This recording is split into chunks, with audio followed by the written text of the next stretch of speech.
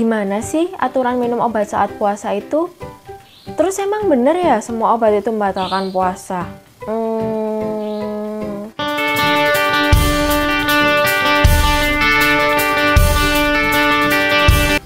Hai guys, Cici nge-share is back. Kali ini Cici mau share tentang aturan penggunaan obat saat berpuasa. Jangan lupa untuk subscribe, like, dan share video ini ya. Kalian juga bisa follow Instagram aku, Lydia Van. Jadi masih banyak banget nih yang bingung dan bertanya-tanya apakah memang penggunaan obat itu membatalkan puasa. Jadi menurut Kementerian Kesehatan Republik Indonesia, tidak semua obat-obatan itu membatalkan puasa teman-teman. Selama obat itu tidak diminum melalui mulut dan tidak masuk ke dalam saluran pencernaan, itu tidak membatalkan puasa. Contohnya apa aja? Jadi yang pertama itu obat-obatan yang diserapnya tuh melalui kulit. Contohnya salep, krim, gel. Yang kedua, obat sublingual atau obat yang diselipkan di bawah lidah. Contohnya nitrogliserin. Ketiga, obat-obatan yang disuntikan baik melalui kulit, otot, sendi maupun vena itu juga tidak membatalkan puasa, kecuali kalau pemberian nutrisi melalui intravena. Keempat, obat tetes mata, tetes hidung, tetes telinga. Yang kelima, obat kumur sejauh tidak tertela, obat asma berbentuk inhaler, pemberian gas oksigen dan anestesi, dan terakhir obat yang berbentuk suppositoria itu juga tidak membatalkan puasa.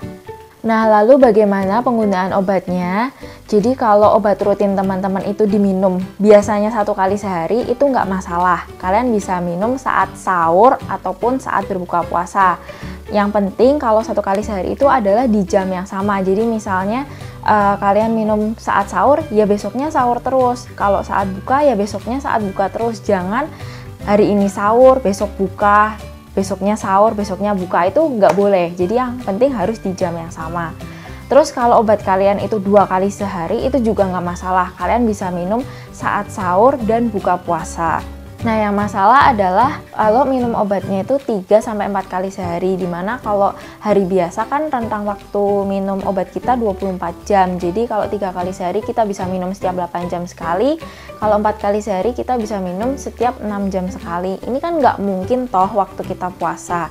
Jadi solusinya adalah penggantian obat ini ke bentuk sustained release atau pelepasan yang lambat. Jadi memang obatnya ini tuh udah dirancang sedemikian rupa di mana pelepasannya tuh lambat dan terkendali, sehingga pasien itu cukup minum 1 kali sehari udah memberikan efek selama seharian.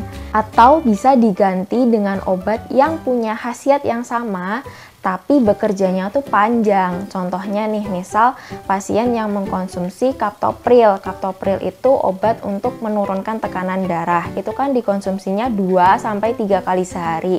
Nah, bisa diganti dengan lisinopril. Lisinopril itu juga untuk menurunkan tekanan darah. Mekanismenya sama dengan captopril, tapi dia bekerjanya lebih panjang. Jadi cukup dikonsumsi 1 kali sehari aja. Tapi penggantian obat ini memang perlu persetujuan dokter. Jadi kalian harus konsultasikan terlebih dahulu ke dokter ya. Jangan langsung tiba-tiba saya mau ganti obatnya, kayak gitu nggak boleh. Jadi harus konsultasikan ke dokter terlebih dahulu. Nah, kalau tidak memungkinkan untuk penggantian obat yang dikonsumsi 3 kali sehari, kalian bisa minum di jam 18, 23, dan jam 4.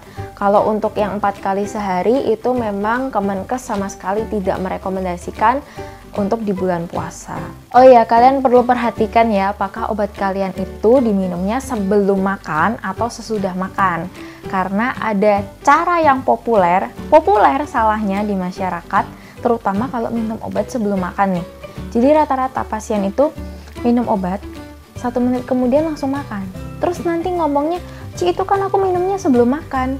Loh, definisi sebelum makan yang sebetulnya adalah diharapkan obatnya itu dikonsumsi dalam kondisi perut kosong, tidak bertemu dengan makanan, karena obatnya itu penyerapannya akan terganggu ketika bertemu dengan makanan. Kalau kalian minum obat, 1 menit kemudian langsung makan, apakah kalian kira obatnya tidak akan bertemu dengan makanan? Jelas masih bertemu dengan makanan dong di lambung. Jadi yang benar adalah kalian minum obat, kemudian jeda 30 menit baru makan. Nah, kalau sesudah makan, kalian bisa makan 5 menit kemudian langsung minum obat. Untuk pasien penyakit kronis itu memang perlu pemantauan lebih ketat terkait dengan aturan penggunaan obat dan juga kondisi pasiennya. Jadi untuk pasien penyakit kronis perlu konsultasikan ke dokter dan apoteker ya. Oke, cukup sekian dari Cici nge-share. Semoga mengedukasi teman-teman semua. Dan yang terakhir, selamat menjalankan ibadah puasa. Semoga sehat dan sukses selalu.